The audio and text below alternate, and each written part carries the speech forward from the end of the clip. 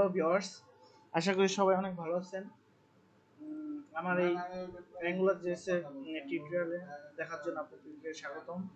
তো আজকে আমি যে কাজটা করব সেটা হচ্ছে আমরা এখানে একটা ভিডিও ডিলেটের অপশন রাখবো। এখান থেকে আমরা যাতে ডিলিট করতে পারি ডাটাগুলো এবং যাতে পেজ যাতে কোনো রিলোড না হয়ে আমাদের ডাটাগুলো এখান থেকে রিমুভ হয়ে যায়।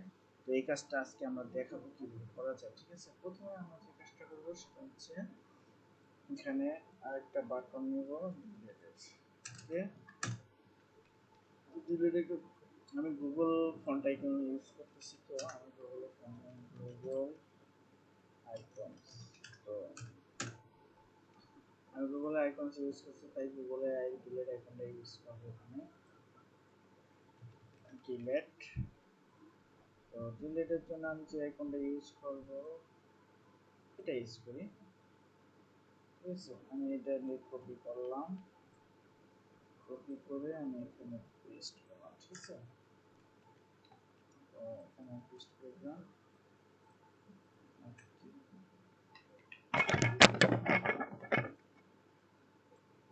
এখানে কিন্তু আমার আইকনটা চলে আসছে, কিন্তু একটা উপরে একটা নিচে হয়ে গেছে, কারণ আছে সিএসএস দিতে হবে, তাহলে এই সমস্যা থাকবে না।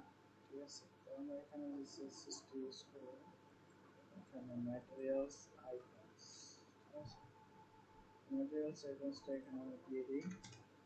এখন দিয়ে দিলাম, এখন সিএসএস এর সেম পজিশনে চলে আসার কথা ছিল, কিন্তু আমরা ক্লাস যেটা সেটা আমরা দেই নাই। এখন কিন্তু আমাদের সেম পজিশনে চলে আসছে। তো এখন আমরা ডিলেটের কাজ করতে পারি, তাই না? তো চলেন যাই কিভাবে দেখি কি করা যায়। তো একদম সিম্পল কাজ, আসলে কঠিন কিছু না।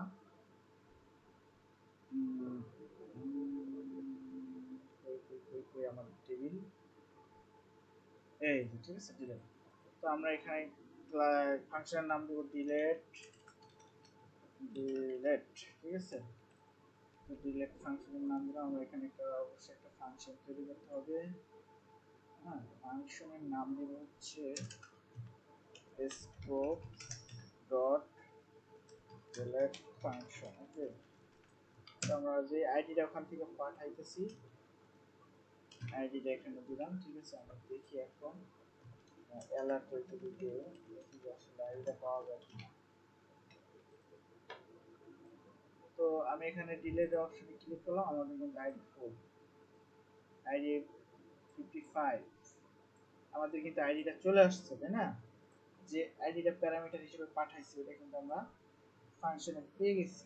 এখন যে আমরা একটা কি করব, এপিআই করব, এপিআই এর মাধ্যমে ডাটাটা ডিলিট করব। ওকে, তো এটা করার জন্য আমাদের যে কাজটা করতে হবে সেটা হচ্ছে আমি গেট মেথড ইউজ করব ডাটাটা পাঠানোর জন্য। তো গেট মেথডটা আমি এখানে কপি পেস্ট করলাম।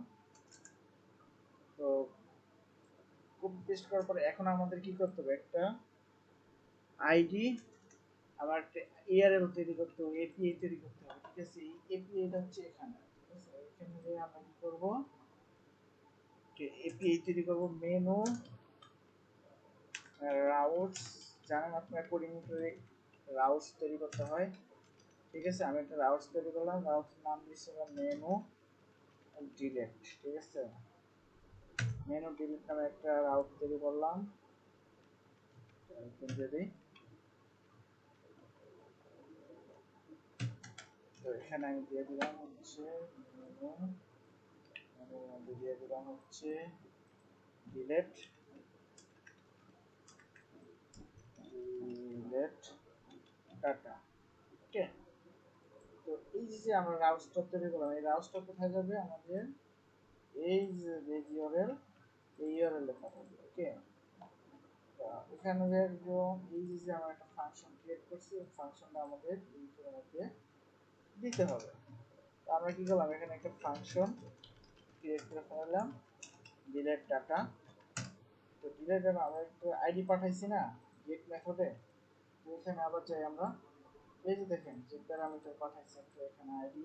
তো আমরা আইডি এখানে যেটা এখানে আইডি রিসিভ করছি, তো আইডি এখানে আইডি দিতে হবে। ঠিক আছে, না হলে ডাটা পাবে না। তাহলে আমরা কি করলাম, প্যারামের মধ্যে কি করলাম, আইডি পাঠাইলাম, এখন এই আইডিটাই হচ্ছে এই যে আইডি, এই আইডিটা কি করতে হবে আমাদের ওখানে রিসিভ করতে হবে।